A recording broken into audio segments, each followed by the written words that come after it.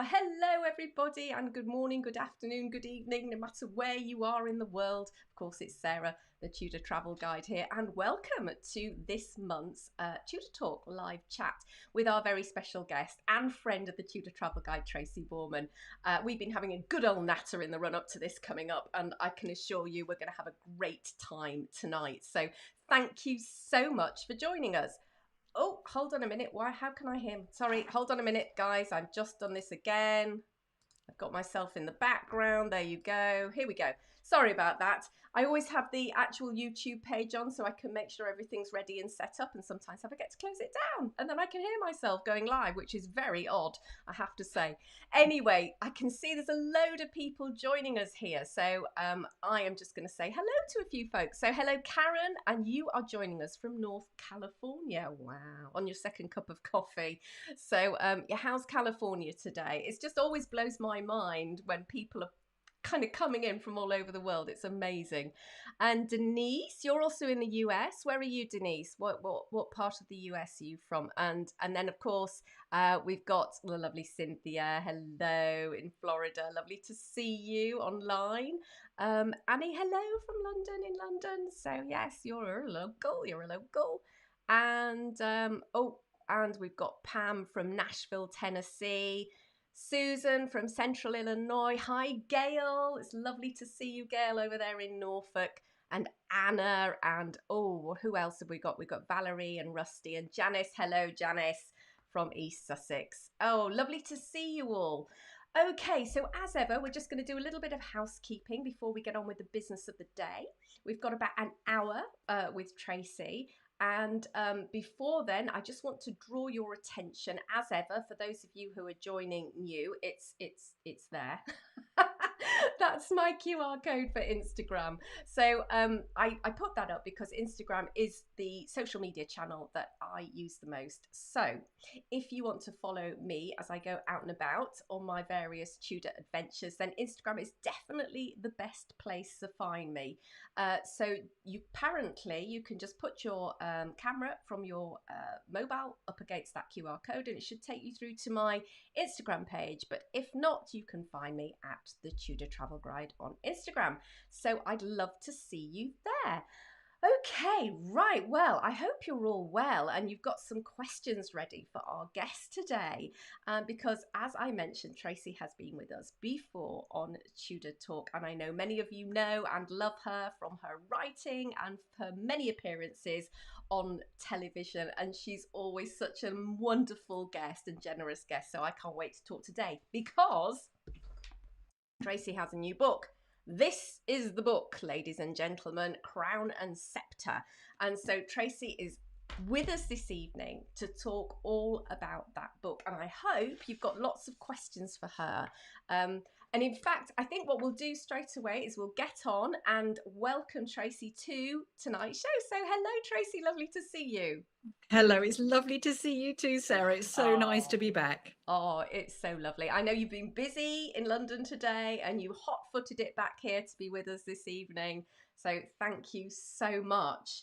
Now, it's my pleasure. Tracy, first of all, let's talk about this book because this is a lovely chunky book, I have to say. But you know, I was struck because it's got all your books, of course, that you've written in the front of the book, all the various books. You've done a lot of books. I was like, wow, that is impressive. I know, I'd kind of hadn't realised that myself until I looked. I thought, oh yeah, I did do those. Yeah, you kind of just live for the next book, and so yeah, it's nice to take stock a little bit. Well, I'm very impressed because you're a busy lady, of course. You not only write, you're chief curator at Historic Royal Palaces there. Tell us a little bit about some of the roles you do before we dive into the book. Yes, I'm very lucky though, because every single thing that I do is history related. So it's complementary. But yes, I work at Historic Royal Palaces. I job share with Lucy Worsley, and we look after the curators at Historic Royal Palaces. So we're really the historians of the palaces, which is thrilling. So I get to sit in spaces that I've been just writing about, for the monarchy book or for my Tudor books. And I'm also as well the chief executive of the Heritage Education Trust, which encourages children and young people to visit historic sites. And yeah, I dabble in TV, and I should put out an early plug that the new series of Inside the Tower of London starts on Thursday. Hurrah! Oh, brilliant. Excellent. I'm always so jealous of you because you get to go all around the tower, and I'm like, oh, that looks so much fun. I have to say, though, I'm going to share with you and your subscribers the secret that it makes my job actually look more fun than it is, because I get to go to those places when I'm being filmed. A lot of the time when I'm not being filmed, I'm sitting in meetings and looking at a computer screen. But, let's not ruin the fantasy. Yeah, we'll enjoy the sexy bits. Well, Definitely. guys, for those of you tuning in, what's going to happen is I'm going to kick off asking Tracy a couple of questions of my own, but I'm going to be keeping an eye on the chat there. And so if you do have any questions about the book, then please feel free to post them. And I'm going to put as many of those questions as I can to Tracy in the sort of 50 minutes or so that we've got. And then for the last 10 minutes, we're just going to do a little wrap up, find out where we can get the book, when it's being published. We've already got somebody asking, when's it coming out in the US? So we'll cover all of the logistics at the end, and maybe stick around because we have got some, perhaps a little bit of an exciting teaser you're going to share with us, Tracy, right at the end of the chat. I certainly am. And if you love your Tudor history, you're going to want to hear it. So stick around. Okay. So look, I said you've done a lot of books, Tudor books, you've got Stuart, your trilogy from the Stuart period. And then you tackle this book, which is, covers all of the monarchy from Saxon to the current Queen, Elizabeth II. You're basically giving an overview of each of the monarchs and talking about their stories. That's an epic task. But what motivated you to take it on? It was epic. I have to say, it nearly finished me off, Sarah. But what the motivation, really, the inspiration behind this book was the fourth platinum jubilee. So our current queen celebrates her 70th year on the throne in February 2022. Oh, I've frozen on my screen. I hope I haven't frozen on your screen as well. And so I thought it was a fantastic time to be considering the monarchy and to place Elizabeth II into context, really, and really just look at how the monarchy has evolved, and this iconic institution that still survives when really it shouldn't. You wouldn't design a monarchy today. So I wanted to explore the secrets of that survival and look at how the monarchy has changed over time. But yes, it was an epic task. I still have this vivid memory of my first day writing it, and I just sat there with a blank screen thinking, how on earth do I start a history of the monarchy? But thank goodness for lockdown, I have to say, because it did have its upsides, and it meant that I could just write. I had so much dedicated writing time, and hence I did get it finished. Oh, that's wonderful. Yes, there were some upsides with lockdown. It really did make you focus, didn't it, on projects that you had to do.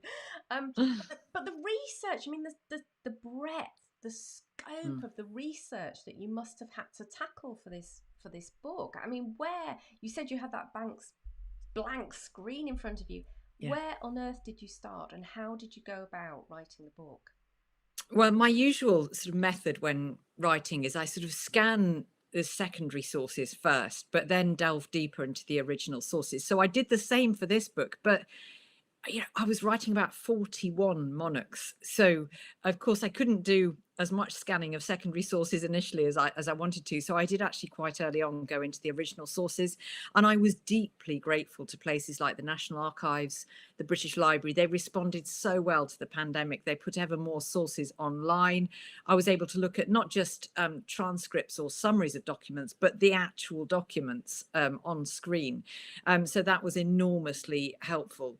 And as soon as lockdown lifted, I was there. I was back in the archives and having a good old delve. But obviously I made good use of the time in the meantime by reading around each king and each queen. It was very challenging though to come to my definitive conclusion on each one, because every single one of those 41 monarchs divides historians, some more than others.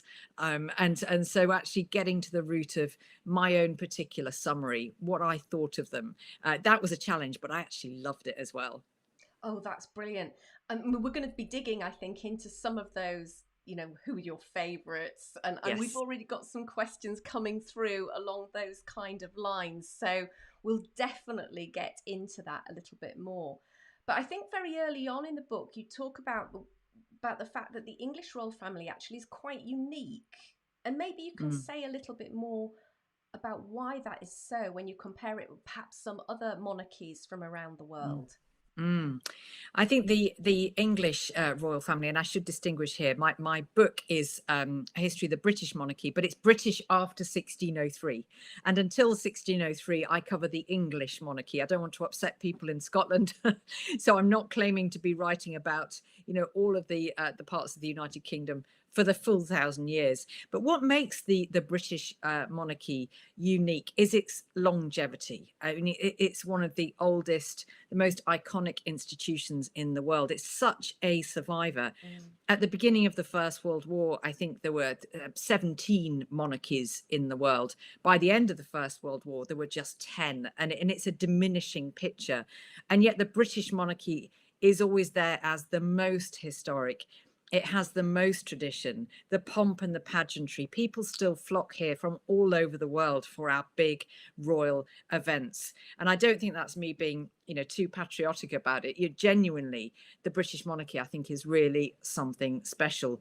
But I should say, we call it British, but really, from the year dot, we have been a nation of many different nationalities, and certainly the royal family, it's been German, it's been Welsh, the Tudors, there've been French influences with the Normans. So it's a truly sort of multinational monarchy as well.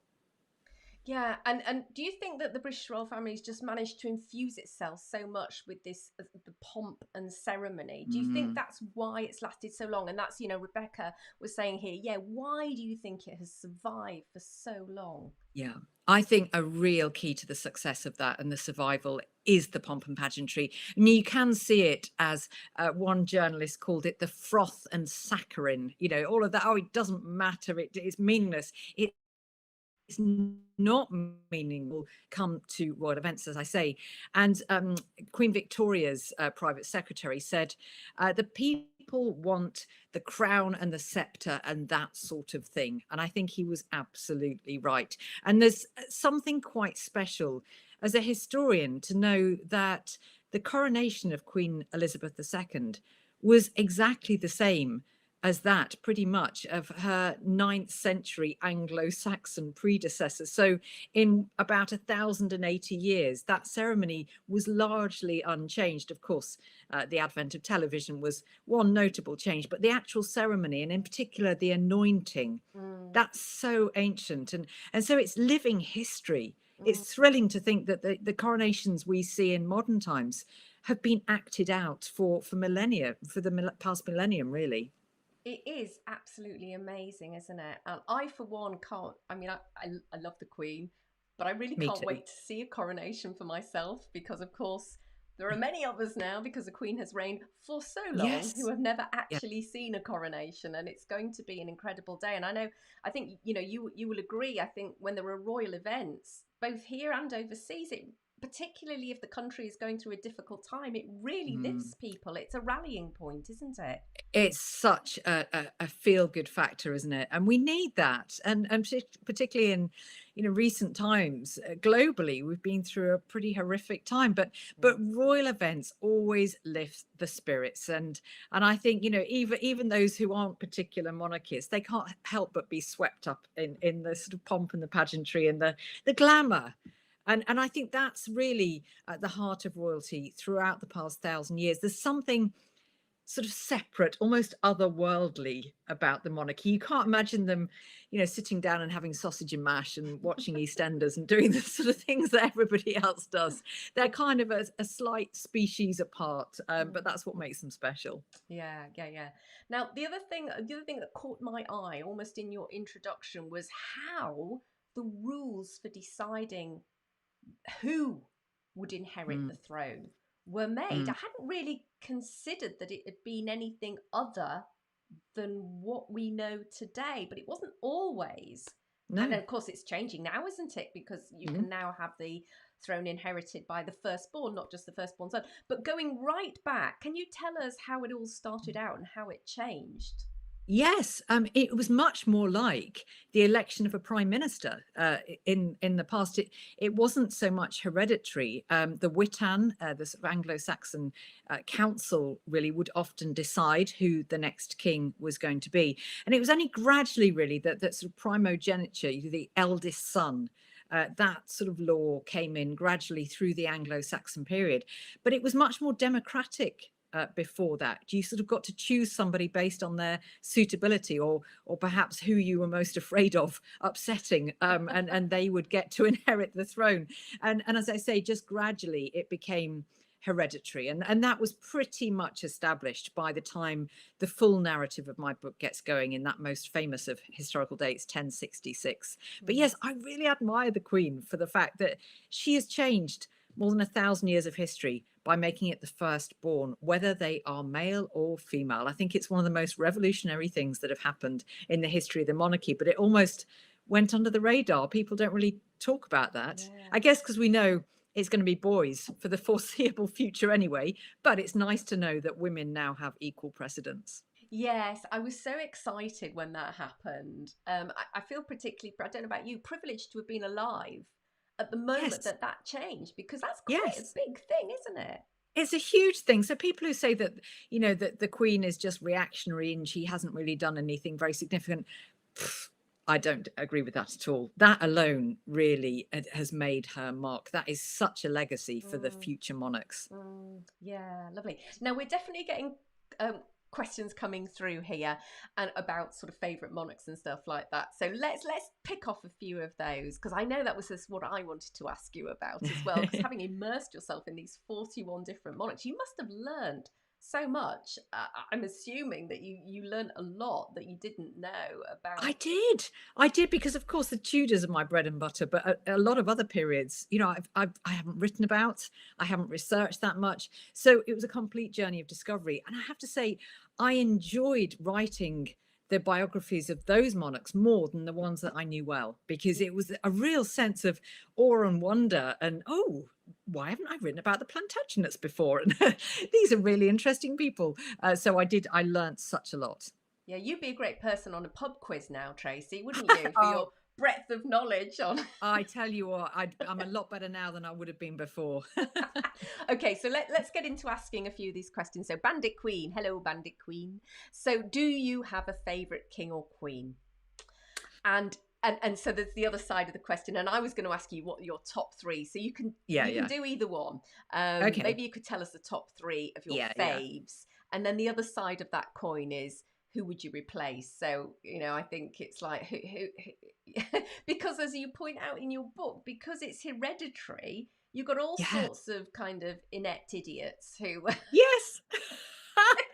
who inherited the throne as well as the glorious monarchs. So let's Yes. pull all that apart a bit. Let's What? pull that apart. And do you know what? One of the most interesting discoveries, looking at the sort of development of the monarchy and the themes that were emerging, is it tended to be those monarchs who weren't supposed to inherit who made the best job of it. Is that So, right? what does that say? Perhaps that if you're heir to the throne, you come with a sense of entitlement, you don't try as hard as if you just suddenly inherit it, or you've had to fight for it. But that definitely is a trait. So, and that characterizes my top favorite monarch, who is and always has been Elizabeth I. Now, I was prepared to change my mind. Uh-huh. I love Elizabeth. She's my all-time historical heroine, but I thought, no, I'm looking at 40 other monarchs here.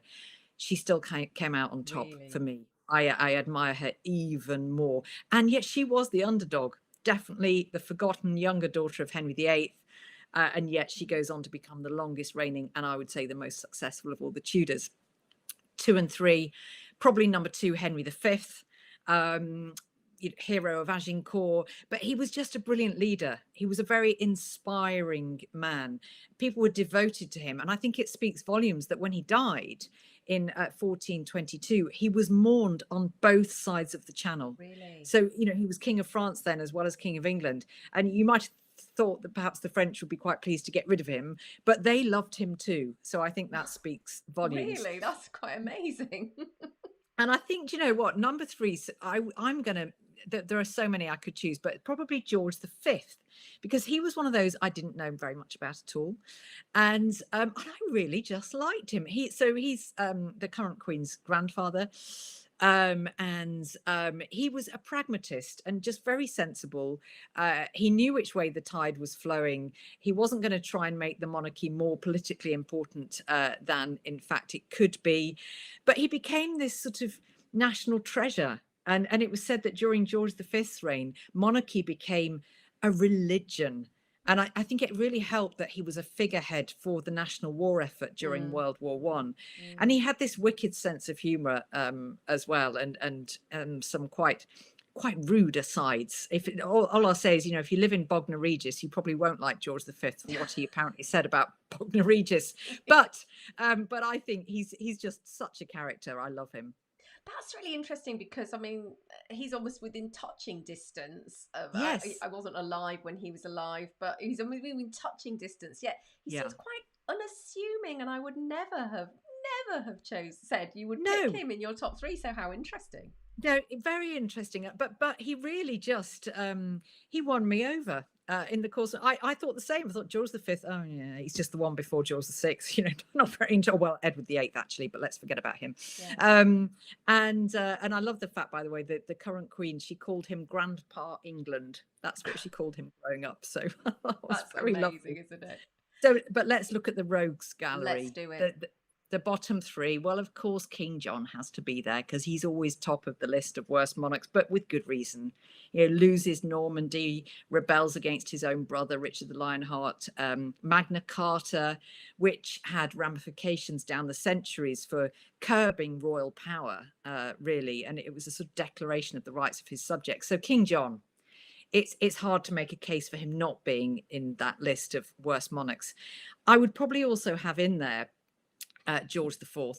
It was said that he was basically, the Duke of Wellington said he was the greatest buffoon ever to sit on the throne of Great Britain. He's almost lovable because he did have this great sense of humor. He was a great impersonator. He would take people off. He used to kind of make fun of the Duke of Wellington behind his back and things. So he was probably great to have at a dinner party, not great to have as your king. He was dissolute. He was a spendthrift. Of course, he probably secretly married Maria Fitzherbert. He did all sorts of terrible things and didn't take the business of ruling very seriously. Third, now you did say who would you replace? Actually, this one replaced himself, and that was Edward VIII. But goodness me, I would like to set the record straight here because he tends to be presented in a romantic light. Oh, he gave up the throne for love. He married Wallis Simpson and gave up his royal duties. Thank goodness, is what I can say after researching him. He was horrible, quite frankly, at times. He was really a quite vicious, nasty piece of work. And for example, he had a younger brother, John, who was always very sickly, and he died when he was very young. And their mother was devastated by this. And Edward basically wrote to his mother saying, get over it. He was always a sickly thing, move on. And you read his correspondence and he was just vain and I think very, very cruel, and he was not cut out to be king. So I'm kind of pleased that he wrote himself out of the story. Well, that's really interesting. I had no idea. I don't know, ladies and gentlemen, those of you tuning in, whether you were as clueless as me. I think, unfortunately, I must have been swept up in that propaganda that you mentioned about this sort of romantic love story. Yes. How, And me too. And also he was good looking. He was like a Hollywood film star, and he yeah. was charismatic, and he could charm the birds out of the trees, but he had this other side to him that was a lot less admirable. And he met with Hitler, didn't he? He did, and Wallace did too. Now, recent papers released, or sorry, papers recently released, they're from the 1930s, from the National Archives, suggest that actually that Wallace and Edward made a secret pact with Hitler, and that Hitler promised them the throne. If they supported his invasion of Britain, then he would make them king and queen again. So, you know, it's a theory, but that those papers do quite strongly suggest that some kind of deal was struck. So there's a lot of darkness, I think, in the history of Edward VIII. He was about to sell us out. Wow, that's incredible, isn't it? Mm, mm. Oh, that's kind of scary. Now we've got another question here, and I think this is good because it's about the sources Oh, and yeah. Cindy was asking, I've heard that access to the royal family's archives at Windsor is strictly controlled. Is there any move in the UK to require that records older than, say, 100 years be open to public access? Do you know That's anything really about interesting. Yeah, I don't think there is sort of generally among records. Certainly there is that rule pretty much in place at the National Archives, because you know these are official government papers. They're sort of, it used to be called the Public Record Office. So you know it is the nation's memory, and commonly they release papers after 30 years, but quite often as well after 100 years. But I think different rules apply when it's private collections, and you know sadly the Royal Archives would be classed more in that category, and so yeah, it is a bit more difficult to get into that. And there are certain papers I think that aren't even in archives. Gosh, I would love to go that? digging around the attics of Windsor Castle or Oh, yeah. Buckingham Palace. Have you ever been into the Henry VII Tower? I think it contains the library. It used to be part of Henry VII's apartments. Have you ever been in there? I've never been in. I've never been in. Access denied, Sarah, I think. Oh, there's no hope for the rest of us then. It's always what you Oh, know. You have your top sort of 5 places you'd just love to get yes. into. Oh, I have, though, been to the Vatican archives, so you know I Ah, can't complain to see the love letters between Henry VIII and Anne Boleyn, or rather the ones he wrote her. Yeah, all-time career highlight. I'm not making any complaint about access to archives ever again. that's amazing. That's amazing. Now I'm continuing to pick up on some of the chat that's going on. Janice, thank you so much. She says, "Yay, Elizabeth I is Tracy's favourite." But how does our present Queen compare? Well, our present queen, I think, is definitely up there. I think she would be in my top 10 for sure. And as I said earlier, she does tend to get a bad press because you know she's not very dramatic. Dare I say, it's not very exciting. But goodness me, there has never been a more dutiful sovereign than Mm, our present queen. She has shown unswerving dedication to duty throughout her almost 70 years on the throne. And she's a record breaker, you know, longest reigning British monarch, oldest monarch in the world. She will, in a couple of years, overtake Louis XIV as the longest reigning monarch in the world. And she's patron of over 600 charities. She's carried out hundreds of thousands of investitures. And I think really compare Elizabeth II to Victoria. When they each lost their beloved husband, Queen Victoria retired from her royal duties for more than 10 years. She just gave up pretty much. Our current queen took 4 days off after Prince yeah, Philip's death yeah. earlier this year, and then she was back. She was back, and I just think Mm. how can you not but you know admire that dedication to duty? Yes, nobody can fault her from that. She's an utter No, role model, isn't she, in duty? completely. I Yeah, just hope that she's well with these reports of her going I into know. hospital. It's a bit worrying, isn't it? Hopefully it's just caution. I mean, we tend to forget she is well in her 90s, 90s. and yeah, still going strong. So yeah, hopefully it's just precaution. I hope so. I really hope so. So we've still got questions coming in. So we might be looping back to some of the things that we were talking about before, but that's just the way it's kind of falling out here. Oh, I've lost my question now. It was about Henry V. There we are. Great choice in Henry V. What other significant... This is from Laurie. Thank you, Laurie, for your question, by the way. Great choice in Henry V. What other significant achievements do you think he would have done if he'd reigned for longer?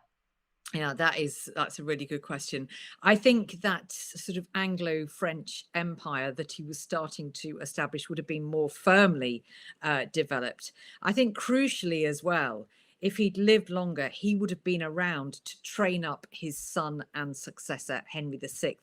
And the fact that he wasn't really proved disastrous. Henry VI was just a baby when his father died and he inherited the throne. He grew up really lacking experience, very, very naive, dominated by his powerful uncles and other fairly rapacious members of the court. But if Henry V had lived longer, I think he would have seen to it that his son, knew how to rule, that he'd been given adequate experience. Perhaps he might have had other heirs as well. It seemed to be a very successful marriage between Henry V and Catherine of Valois. And I think as well, he would have firmly established Lancastrian rule in England in a way that it kind of wasn't quite. It started to fall apart a little bit during the reign of his son. But Henry V was so admired.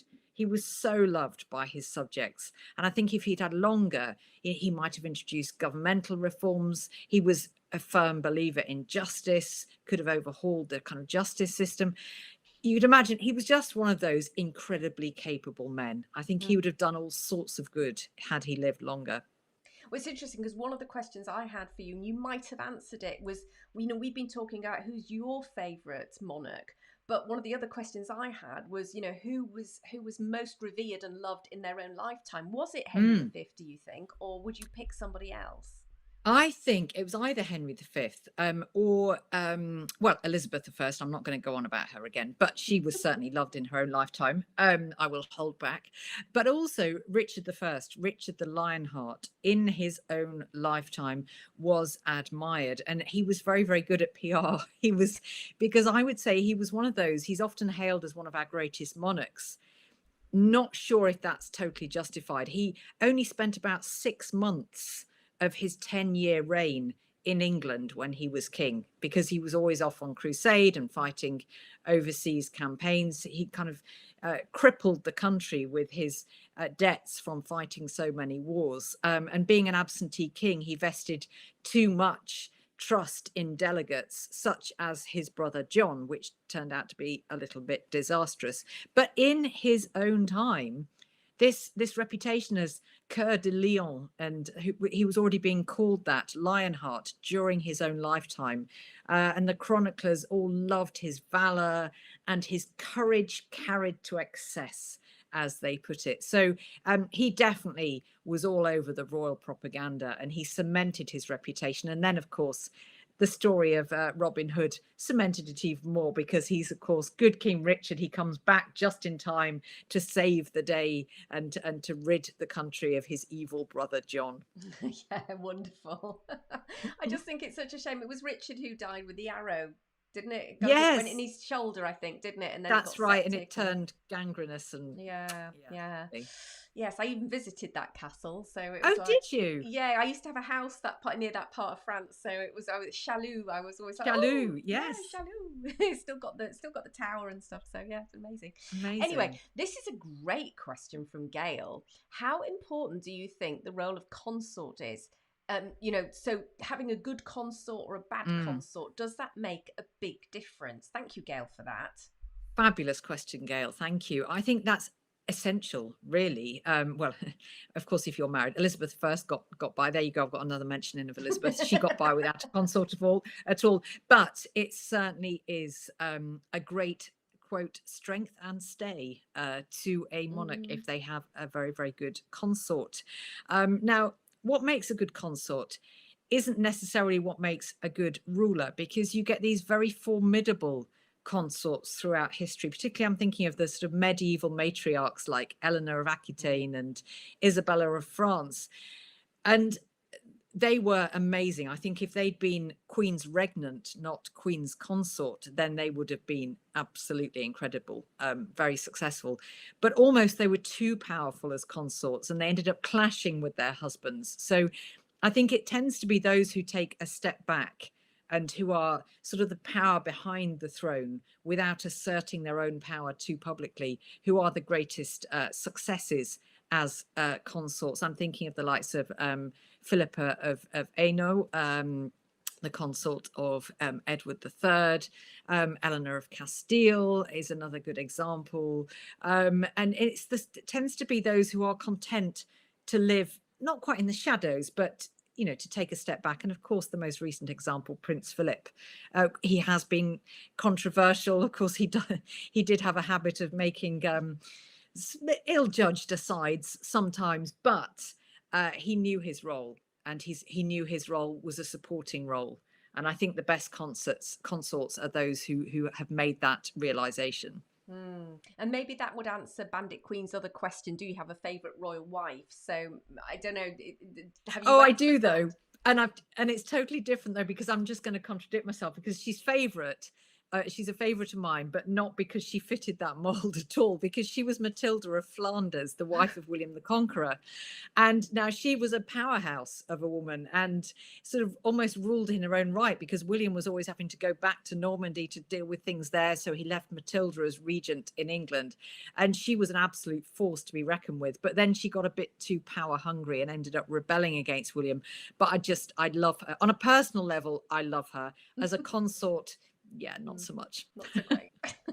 Well, I think what we've been talking about actually feeds into the next question from Cindy. Thank you, Cindy. Let me just read this through. It's a little bit of a long one. I've been struck by the horrific family relationships in many English British royal families through time. Are there any conclusions that you drew about causes as you moved from monarch to monarch? Do you know what I really found as well? This is an interesting one. It tends to be the worst relationships are between the monarch and their heir.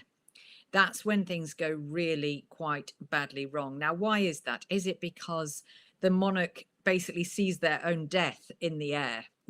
That they know that when the heir comes to the throne, then they will be no more. That must cause some tension. And also, it tends to be that the heir has ideas of their own when they reach maturity, and perhaps they differ from that of the monarch. And then you get heirs such as one of the longest serving princes of Wales ever in history, the future Edward VII, so the eldest son and heir of Queen Victoria.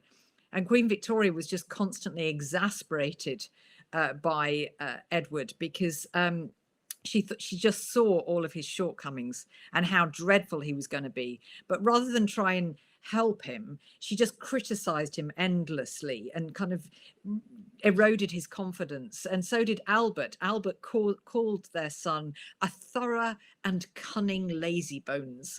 And so they're just always laying into him. But that just made it worse. It made him more rebellious, more dissolute, more likely to run into the arms of the latest mistress. So it is such a difficult relationship. I don't think it helps as well that as a royal offspring, you tend to be packed off at a very young age and just raised separate from your parents. That can't be good for family relationships. No, not what we know about psychology and attachment theory and all of that kind of stuff. So yeah, absolutely. Well, there's been lots of support for the current Queen, lots of God save Queen Elizabeth and God bless Queen Elizabeth. So we're all monarchists here, it looks like. Excellent. I guess you wouldn't be here if you weren't. Yeah, I'm just wanted to come down to Maureen's question. Thank you, Maureen. What's your opinion of the legitimacy of Edward IV? The legitimacy of Edward IV. Well, I know there were rumours about his parentage, and that he may have resulted from an adulterous affair that his mother had. Now, I haven't found any evidence to support that, is what I would say. Of course, it may be that that evidence was lost or destroyed, as you might imagine it would be, by Edward IV or his mother. So I'm not completely convinced. I think that's more likely to have been put about by Edward's rivals, even, dare I say it, by one of his brothers, either, Richard III or, George, Duke of Clarence, who knows? But I didn't find anything to support it, no. And yeah, I'm a bit of an admirer of Edward IV generally. I think what I loved is just how similar he and Henry VIII are in looks, in character, in vanity. But honestly, they are like two peas in a pod, I would say, Edward IV and Henry VIII. You can really see the genes coming through there. And it's interesting because sort of physically they both deteriorated in a very similar way, Yes, didn't they? yes, the weight gain. Yeah, They went downhill quite rapidly, yeah. actually. And in a way, although obviously it was, quite a tragedy that Edward IV died quite young, really, and of a fever, and quite suddenly. You might say that that was the kinder death than what happened to Henry VIII, which was a much more lingering, just a drawn out process with his ulcerated legs, and he just gained more and more weight, and he was increasingly humiliated by what he'd become, and I think that affected his temper and his behavior. Whereas Edward IV, his death was much shorter and obviously much earlier. Yeah, yeah. Now I'm just going to sidestep because I wanted to we slightly different change of tack, almost going back a little bit to talk about some of those original sources because I was really Mm. curious to find out, what original sources did you get your hands on that you were really hadn't seen before, maybe that Mm. you got really excited about? What can you tell us about that? Oh, I've spent so many happy hours with this book in the National Archives. I particularly love the state papers, so that the sort of correspondence between the king or queen and their ambassadors or their envoys or their ministers.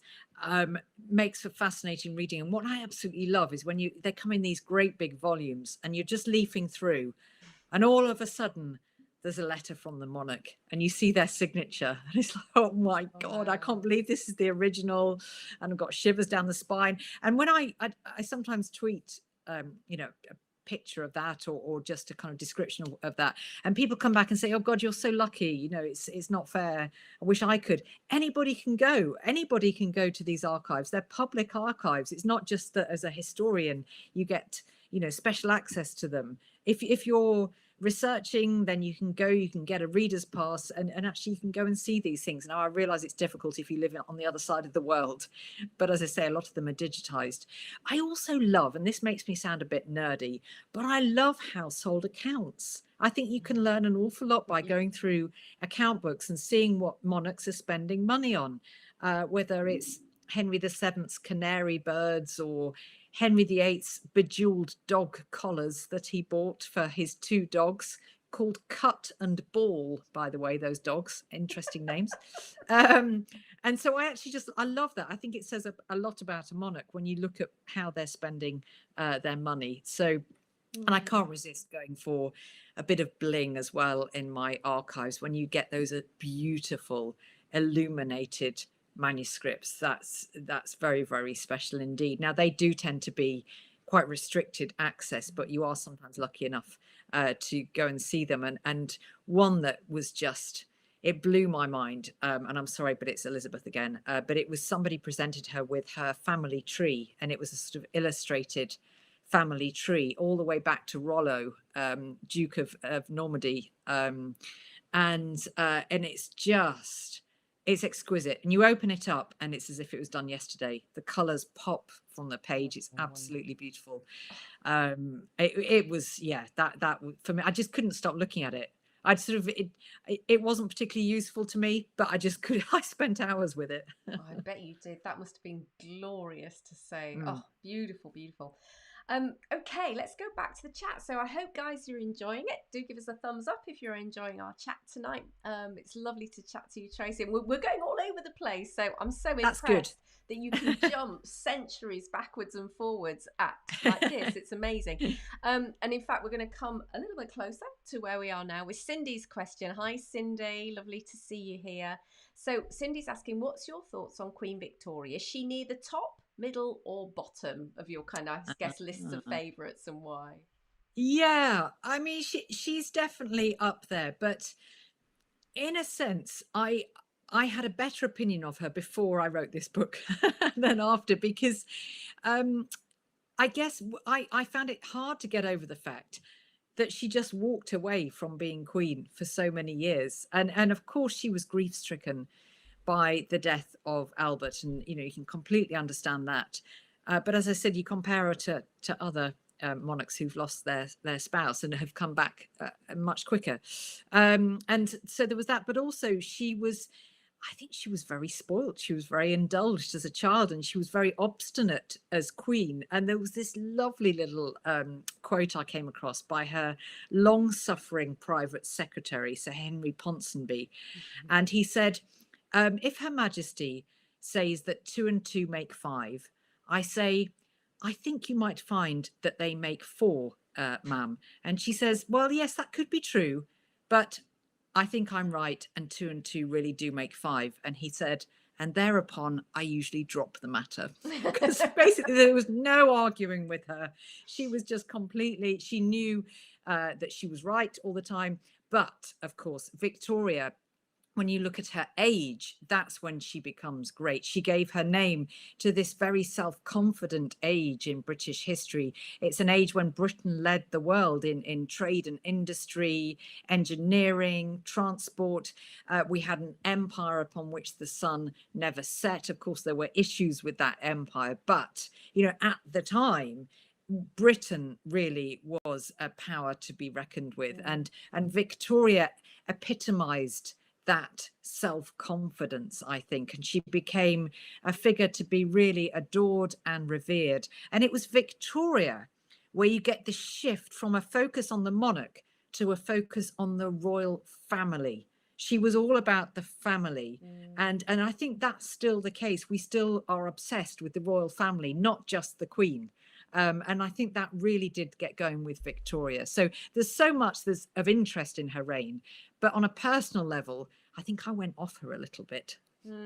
Yeah, she's not one of my favourites either. But I do think she kind of imbued these sense of family values in society more than perhaps maybe, I don't know whether that's because she's relatively recent as a monarch, so you can almost still feel and touch that, or whether it genuinely there was something about how society modelled themselves on what she and Albert had.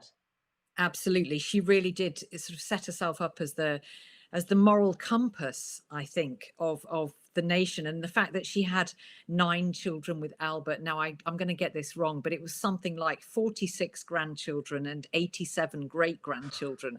And she did become known as the grandmother of Europe. All of Europe's royal families were pretty much related to Victoria.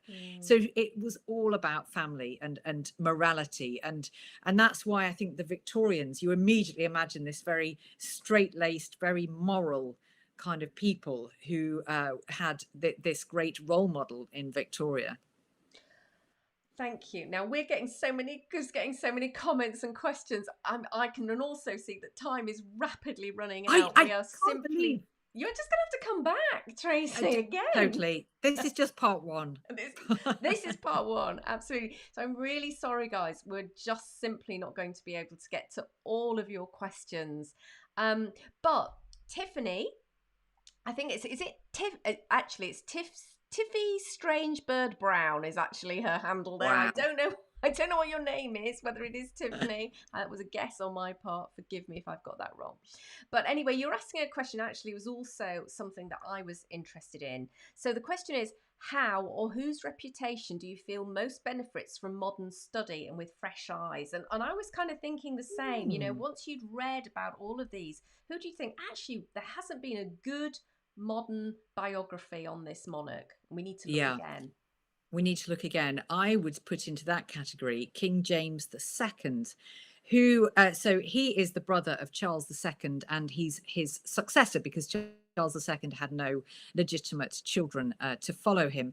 So the crown passed to his brother James II. Now, he has been dismissed by history as, you know, such a staunch Roman Catholic. He upset everybody in England and in Scotland too, and therefore they had to invite William of Orange to come and take the throne with his wife Mary in the Glorious Revolution of 1688. That's how the narrative has played out.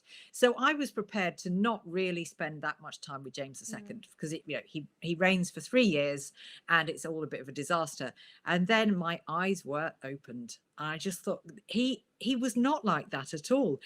He may have had private Catholic beliefs, but he was tolerant. He was tolerant of all religions and of all races too. And this was a time when you did not get much toleration in any sphere of British life. But James II was always urging his subjects not to have such prejudices against, race, colour, creed. And I thought actually the sort of quotes that I found about James II, the words that he said were startlingly modern and would really have resonance in our society today. So I started off, as I say, willing to just dismiss him almost. But I gained a lot of new respect for James. So I would love to see a sort of revisionist book about James II. I think there is quite a lot to admire about him. That's really interesting. I mean, James II, if you press me to tell you one thing about him, other than him being a Stuart, I would have no idea whatsoever. So that's really interesting. And the next question, Tracy, is: are you going to write that book? Yeah, that's the thing. I would love to, but then I can just imagine the conversation with my publishers, and I'll say, yeah, nobody will buy it. The commercial realities of life. I know. Yeah. Oh dear. Now, Anindita, who's over in India. Wow. Yeah, nice to see you. Now, she did ask the question. I do know the answer to this, and I think somebody's also put it. I'm going to ask it anyway. So, is Queen Elizabeth II connected to Mary Boleyn? Are they related?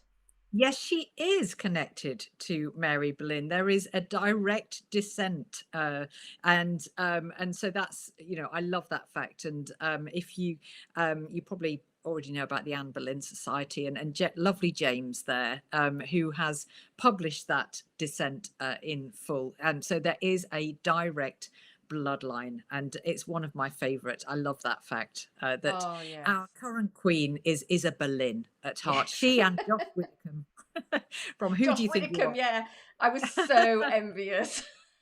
Oh, me too. What a family. Oh, it made me think I really do need to go and see if I can find a connection somewhere. Yes, somewhere. Oh, fantastic. So that's wonderful. And I do notice we are kind of 10-2, just gone 10-2 here. So I maybe time for maybe just one more question before we just start to wrap things up. And I just wanted to let me just pick Alan's question. I say this is a quick question. This probably isn't a quick question. Alan, you said, it is often said that a government is stronger with a strong opposition. Is there a comparable positive tension between head of state and the wider constitutional processes, judiciary, parliament, etc.? Oh my God. I have no idea. That is such a huge question. It is quite a huge question, isn't it?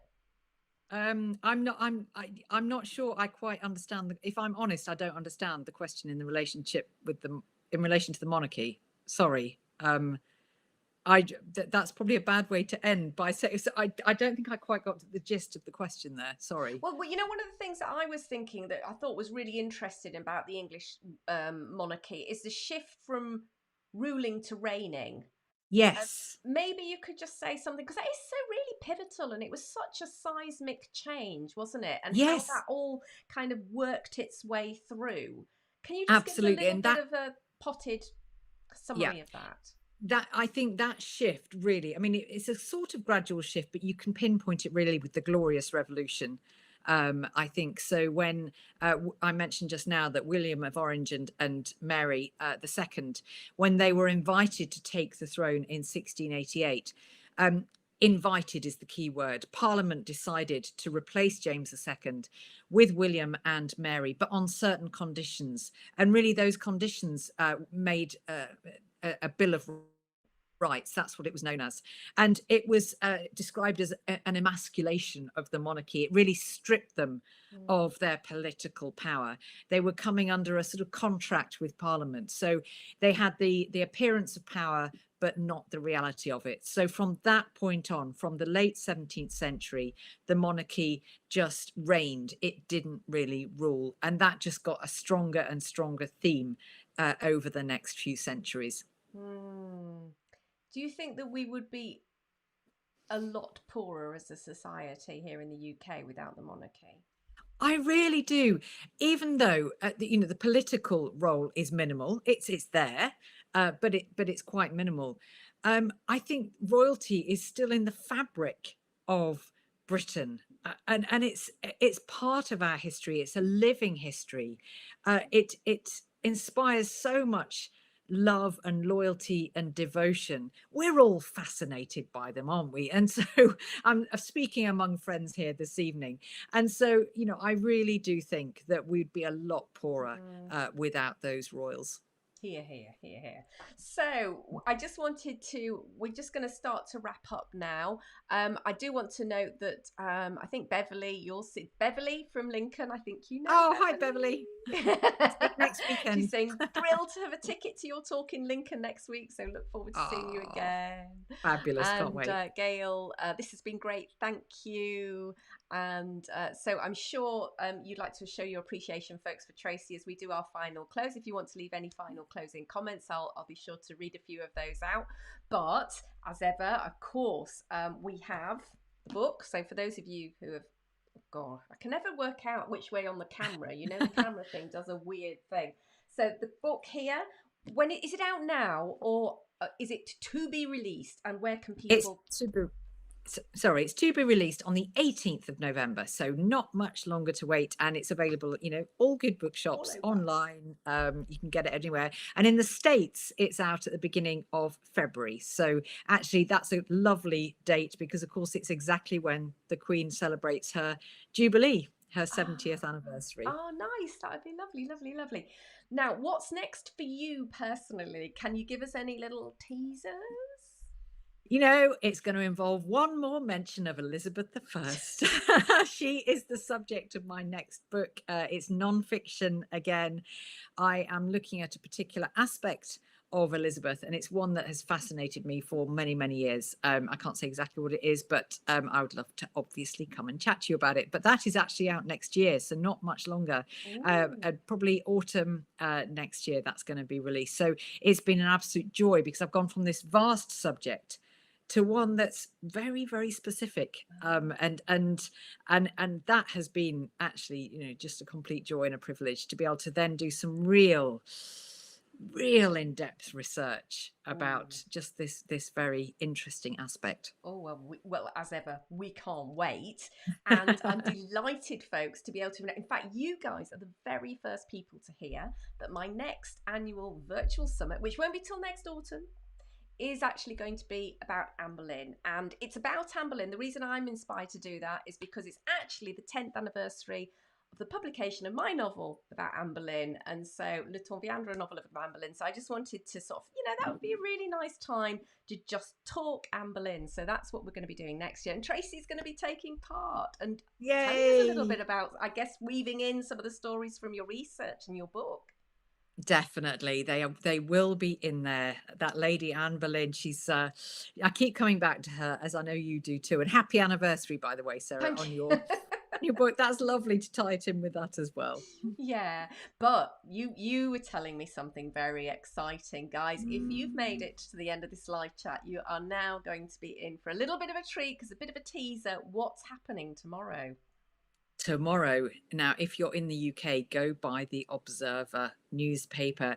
There is going to be a very exciting discovery revealed in that newspaper relating to Anne Boleyn. It's something that I was told about when I was writing this book. It features in this book, and it's one of the most exciting finds relating to Anne Boleyn that we've had for many, many years. Now, don't worry if you're not in the UK, because this is going to go online as well. I will certainly be tweeting about it. I'm sure Sarah's going to be tweeting about it. We will share that news. But if you're the sort to go and buy a Sunday paper and read it with your coffee, make it the Observer tomorrow. It is going to be worth your while. I was saying to Tracy, folks, I'm going to be out there grabbing my copy of the Observer, running back, and probably putting something online. So if you are overseas, as Tracy said, it'll be all over everybody's social media, I'm sure, tomorrow. And I'm certainly going to be, I'm going to be out there getting it out on social media. So I can't wait. I don't know what it is either, by the way, folks. So I'm as much in the dark. So I'm as excited as you are. So yeah, so we've got Rusty saying, "Oh my God, stop teasing." Vince, Vince, exciting, and Rebecca, Sarah, please blast this info to us, Yanks. It's coming. Yeah. And can't wait for tomorrow from Janice. Thank you, ladies. Cindy, oh, can't wait. Says Rebecca said, Sarah, please be up with the sun. No pressure. So we've also got a lot of love coming your way. People saying thank you so much. Of course, Tracy, you can always log on and have a look at the chat. Hopefully, it doesn't always appear straight away, but somehow magically through YouTube, it suddenly appears at some point. Goodness knows how YouTube's works. But I just wanted to say we're just hitting the hour, so I just wanted to thank you so much. It's been a delight as ever. Oh, it's been such a pleasure. Honestly, I could have chatted to you all evening. So thank you. And thank you to everyone who sent in questions. And yeah, hope to see you again really soon. Yeah, thank you, Tracy. And hold on, guys, just a couple of more things from me. So yes, that's it really for today. But as ever, just like to sort of round up by letting you know what's coming up. And in fact, we have a bit of a double whammy this month, because I also have another live chat coming up next week. And this time we have the lovely Leander DeLille coming and talking to us about Elizabeth's rivals. So a totally different subject, but very interesting. We've got some interesting characters there. So we are going to be back on Saturday. I think we'll be doing 5 o'clock. So if you want another helping of Tudor Talk, make sure you put that in your diary. I'll be bookmarking it and putting a page up on YouTube several days in advance, so you'll be able to bookmark that page. So I think that's all we need to do for today. I have loved having you here. It's been an absolute pleasure. Thank you so much for all your questions and your comments and your lovely feedback. Tracy and I appreciate it enormously. And so until I see you again, folks, you take care wherever you are in the world. Have a good rest of day or evening, and I'll see you soon. Bye for now.